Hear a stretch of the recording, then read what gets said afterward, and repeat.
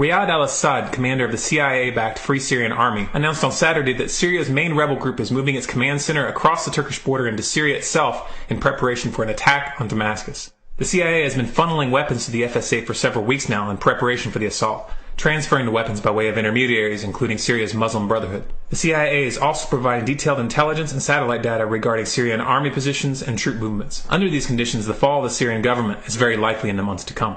One extremely unpredictable element in this equation is whether Iran, Syria's closest ally, will intervene to defend Damascus. Such a scenario could provide a pretext for a U.S. attack on Iran.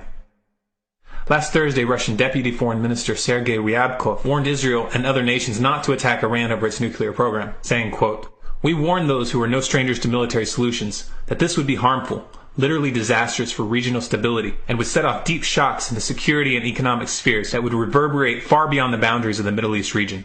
This warning came on the same day that Israel Prime Minister Benjamin Netanyahu was briefed by U.S. Secretary of Defense Leon Panetta and National Security Advisor Tom DeNillen regarding U.S. preparations for a possible confrontation with Iran. According to Haaretz, a top Israeli official has been quoted as saying the following: "As opposed to the Bush administration, the Obama administration is indeed carrying out steps in the Gulf, transferring forces and preparing bases. There is an unprecedented U.S. deployment opposite Iran."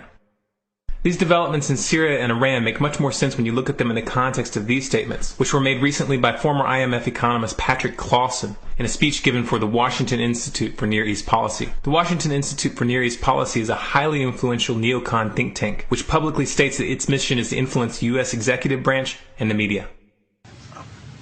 I frankly think that crisis initiation is really tough. And it's very hard for me to see how the United States president can get us to war with Iran.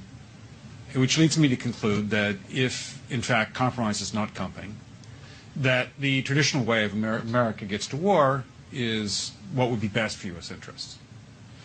Some people might think that Mr. Roosevelt wanted to get us into World War II, as David mentioned. You may recall we had to wait for Pearl Harbor. Some people might think Mr. Wilson wanted to get us into World War I. You may recall he had to wait for the Lusitania episode. Some people might think that Mr. Johnson wanted to send troops to Vietnam. You may recall we had to wait for the Gulf of Tonkin episode. We didn't go to war with Spain until the until the Maine exploded. And may I point out that Mr. Lincoln did not feel he could call out the Federal Army until Fort Sumter was attacked, which is why he ordered the commander at Fort Sumter to do exactly that thing which the South Carolinians had said would cause an attack. So if, in fact, the Iranians aren't going to compromise, it would be best if somebody else started the war. One can combine other means of pressure with sanctions. I mentioned that explosion on August 17th. We could step up the pressure. I mean, look, people, Iranian submarines periodically go down. Someday one of them might not come up. Who would know why? We can do a variety of things if we wish to increase the pressure. I'm not advocating that. But I'm just suggesting that this is not a either-or proposition. Of, it's just sanctions has to succeed or other things. We are in the game of using covert means against the Iranians. We could get nastier at that.